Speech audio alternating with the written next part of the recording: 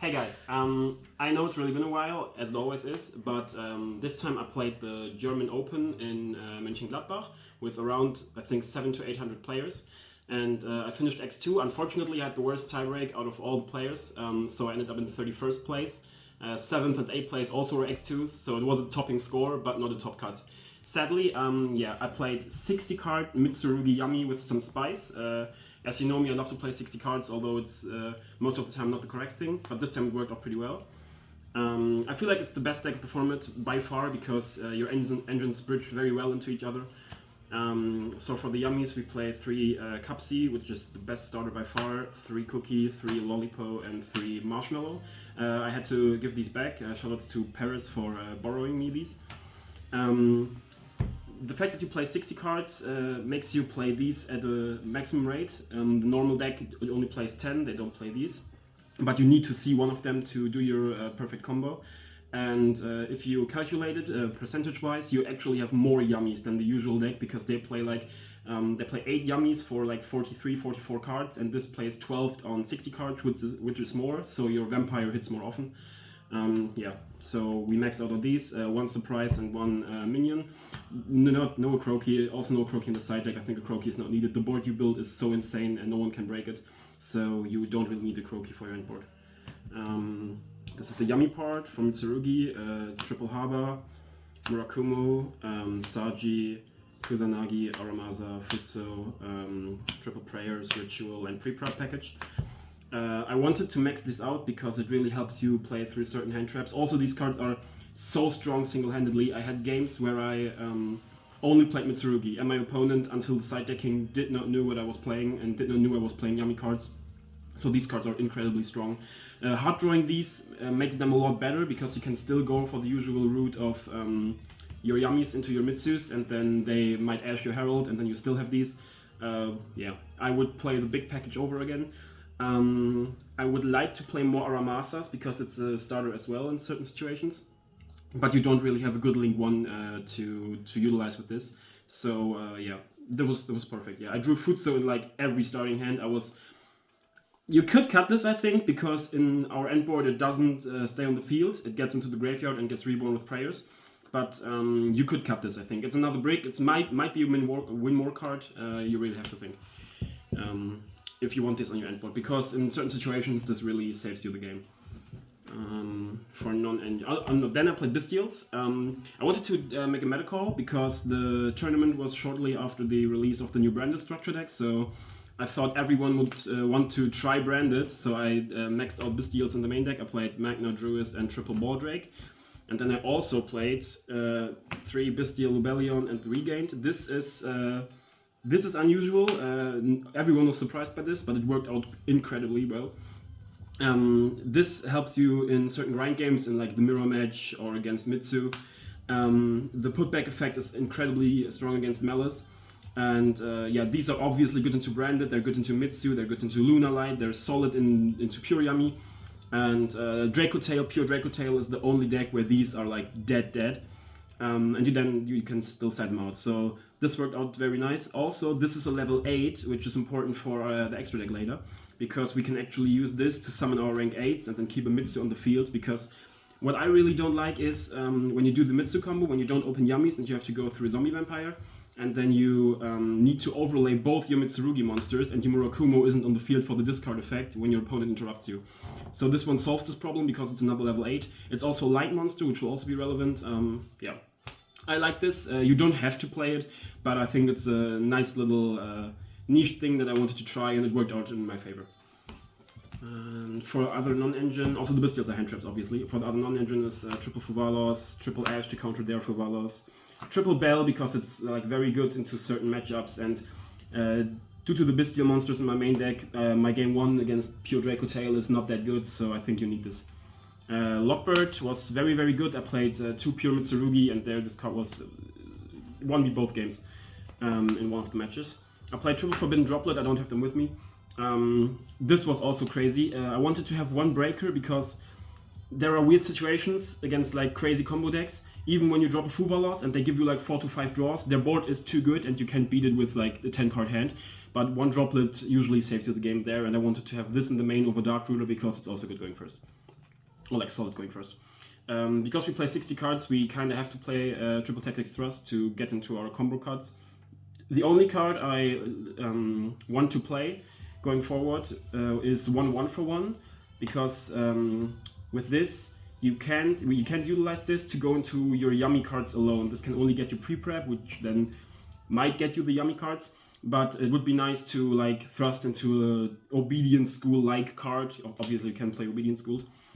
Yeah, but I like this, and then I played 1 Talents with it, so you can access it with Thrust and beat hand traps or beat boards. 1 Caught by the Grave, God card, because I need to play it, and I played 1 Black Gold Loves, because I wanted to have a flexible going first target for the Thrust if I get hand trapped in game 1, and this was also like a solid discard from Murakumo and stuff. Yeah, it's the main deck 60 cards. Now we go to the extra deck. For the extra deck we play Triple Snatchy, obviously. Although in our combo we only utilize 1, the other 2 stay in the extra deck, because we play the combo a little differently. And the third one for me never came up. This is also the only Link one we play. We don't play Almirage, we don't play Linkuriboh, because they're just not necessary. The only Link one you need is this, and obviously Gravity Controller, but you go into this all the time. It's only this, and I never miss Linkuriboh or anything. Also, we have some spicy cards in the extra deck that came up more than Linkuriboh ever would. All the 3 synchros, obviously, nothing special here. Sorrow Cat, I also borrowed this from my friend Paris.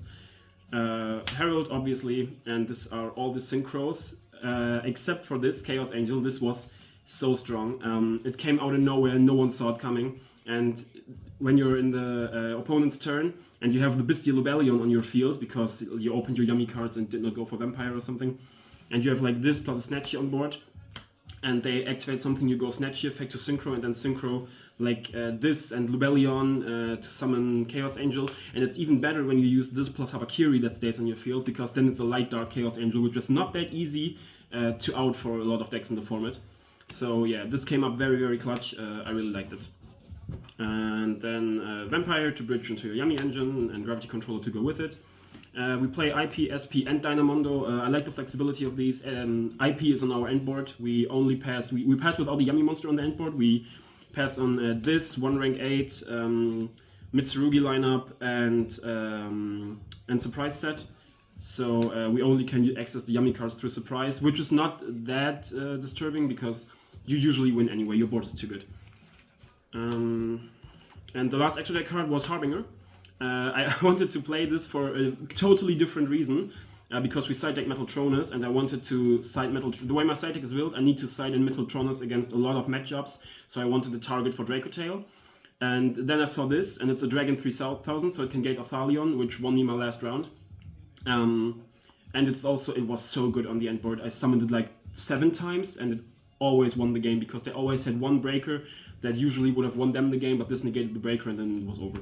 So that was very good. This is also a pseudo out to Liger Dancer, because when you can go into a spot like this, you can crash the Zombie Vampire, and then this triggers, it gets to 6000 and can kill the Liger. Obviously they have to Liger first, so yeah, you need to bait them into Ligering you, but yeah, if you can manage that, this is a pseudo out to Liger Dancer.